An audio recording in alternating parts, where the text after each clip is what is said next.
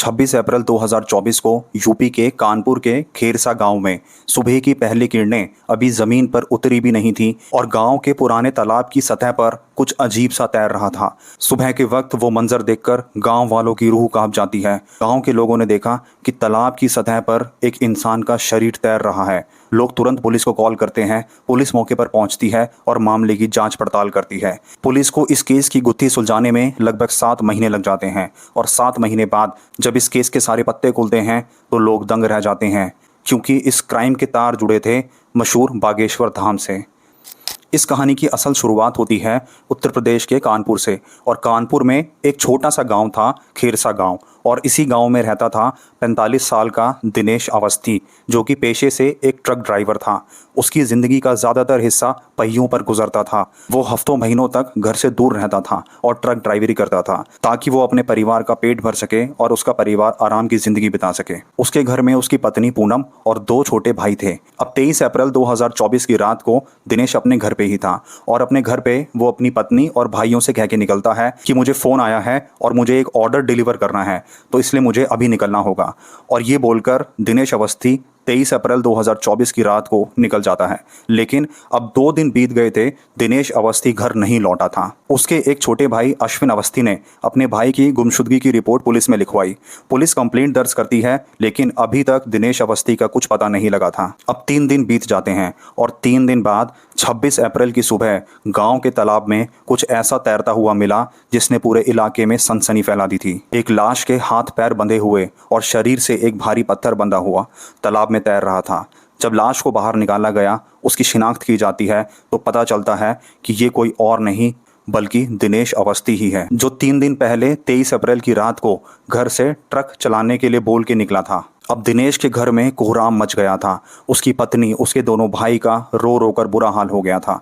किसी को समझ नहीं आ रहा था कि आखिर दिनेश जैसे सीधे साधे इंसान के साथ किसी की ऐसी क्या दुश्मनी हो सकती है। गांव के लोग भी बहुत हैरान और परेशान थे, क्योंकि दिनेश एक बहुत नॉर्मल और एक बहुत सिंपल जिंदगी व्यतीत करने वाला व्यक्ति था। पुलिस क्राइम सीन पर पहुंचती है और इन्वेस्टिगेशन शुरू करती है। पुलिस की जांच शुरू हुई तो उनके सामने कोई सुराग नहीं था, कोई दुश्मन नहीं था, कोई फिरौती की कॉल नहीं थी।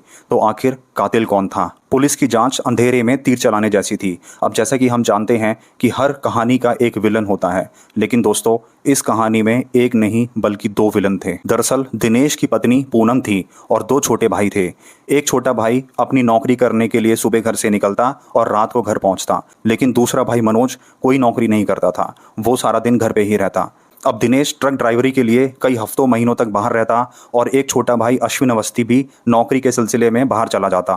तो अब घर पे सिर्फ दिनेश की पत्नी पूनम और दिनेश का एक छोटा भाई मनोज अवस्थी घर पे ही सारा दिन रहते। अब मनोज और पूनम ने अपने अकेलेपन को दूर करने के लिए एक दूसरे से नज़दीकियां बढ़ा लीं और वह कर दिखाया जिसकी समाज इजाज़त नहीं देता।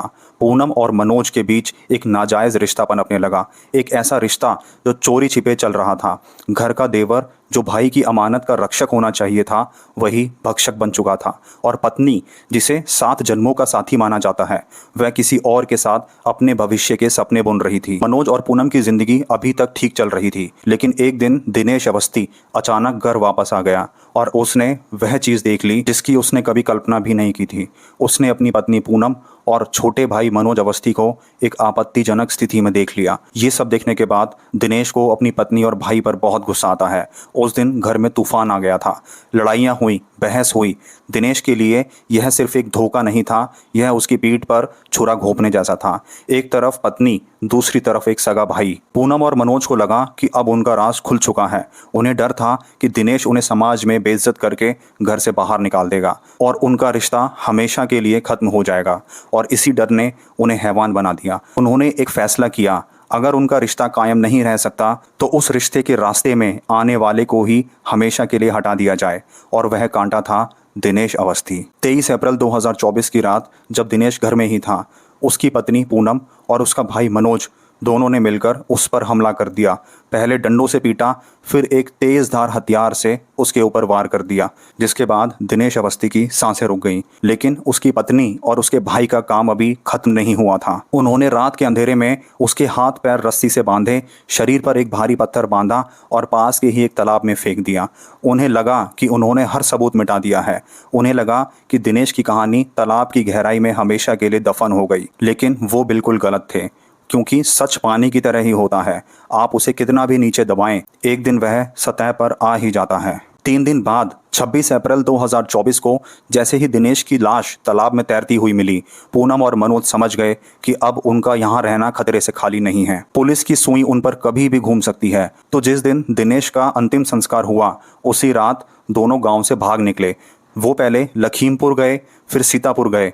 वह लगातार अपनी जगह बदल रहे थे। वह जानते थे कि पुलिस उन्हें ढूंढ रही है। पुलिस ने उन दोनों पर 25,000 रुपए का इनाम घोषित कर दिया था। पुलिस के लिए यह एक चुनौती थी। एक ऐसा गांव जहां सीसीटीवी कैमरा ना के बराबर हो, वहां से भागे हुए 2 मुजरिमों को ढूंढना भूसे से ढेर में सुई खोजने जैसा था।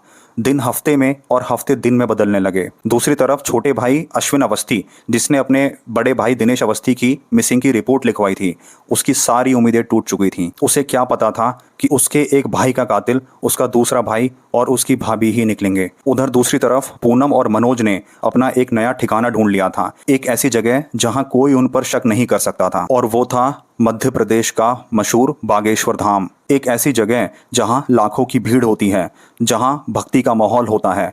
इस भीड़ में गुम हो जाना बहुत आसान था। उन दोनों ने अपने बाल बढ़ा लिए थे, अपना पूरा भेष बदल लिया था, ताकि उन्हें कोई पकड़ ना सके, और वो आश्रम में ही सेवादार बन के काम कर रहे थे। वह दिन भर जय श्री राम का जाप करते और भक्तों को खाना परोसते।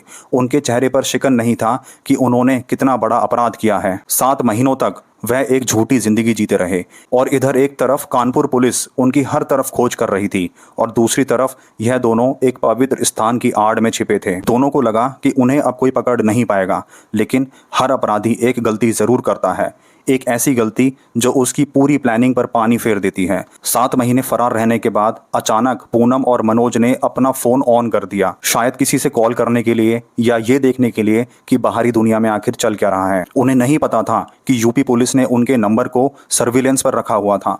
जैसे ही फोन ऑन हुआ, पुलिस के रडार पर एक पिंग सुनाई दिया, और पुलिस ने जब उनकी लोकेशन चेक की तो उनकी लोकेशन थी छतरपुर, मध्य प्रदेश, बागेश्वर धाम। अब यूपी पुलिस के सामने एक नया मिशन था, mission Bageshwar Dham. DSP south Ankita Sharma के नेतृत्व में एक टीम बनाई गई।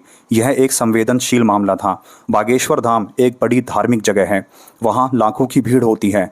पुलिस कोई हंगामा नहीं चाहती थी, उन्हें चुपचाप अपना काम करना था। यूपी पुलिस ने मध्य प्रदेश पुलिस से संपर्क साधा। एक जॉइंट ऑपरेशन की तैयारी हुई। पुलिस की टीम सादे कपड़ों में आश्रम के अंदर दाखिल हुई। वह सेवादार और भक्तों पर नजर रखने लगे। उनके पास पूनम और मनोज की एक पुरानी तस्वीर भी थी, लेकिन 7 महीनों में उनका हुलिया काफी बदल चुका था। काफी मशक्कत के बाद उनकी नजर 2 सेवादारों पर पड़ती है। उनके चेहरे तस्वीर से मेल खा रहे थे। 9 नवंबर 2024 को पुलिस ने जाल बिछाया, और जैसे ही दोनों थोड़े अकेले हुए, पुलिस ने दोनों को दबोच लिया। दोस्तों, ना उस वक्त कोई मंत्र काम आया और ना कोई आस्था काम आई। कानून के हाथ आखिरकार उन तक पहुंच ही गए थे। गिरफ्तारी के बाद उन्हें जब कानपुर लाया गया तो पूछताछ का दौर शुरू हुआ।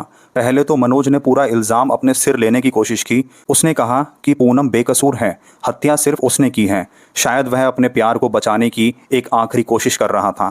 लेकिन जब पूनम से पूछताछ की जाती है और पुलिस अपनी सख्ताई से पूछताछ करती है, तो उस पूछताछ में पूनम भी टूट जाती है। उसने रोते हुए सब कुछ उगल दिया। उसने बताया कि कैसे दोनों ने मिलकर दिनेश को मारने की प्लानिंग की, कैसे उस पर हमला किया और कैसे लाश को तालाब में फेंका। एक एक करके सारे राज खोलने लगे। पुलिस ने जब मनोज का पुराना रिकॉर्ड खंगाला तो पता चलता है कि वो पहले से ही अपराधी था। उस पर 1997 और 2011 में भी आपराधिक मामले दर्ज हैं। मनोज की फितरत में ही जुर्म था, लेकिन इस बार उसने सारी हदें पार कर दी थी। 7 महीने का ड्रामा अब खत्म हो चुका था। 2 चेहरे जो अब तक मासूमियत का नकाब पहने हुए थे, वो अब सलाखों के पीछे थे। इस केस में अपराधियों की गिरफ्तारी हो गई, लेकिन इसने अपने पीछे कुछ ऐसे सवाल और कुछ ऐसे जख्म छोड़ दिए जो शायद कभी नहीं भरेंगे।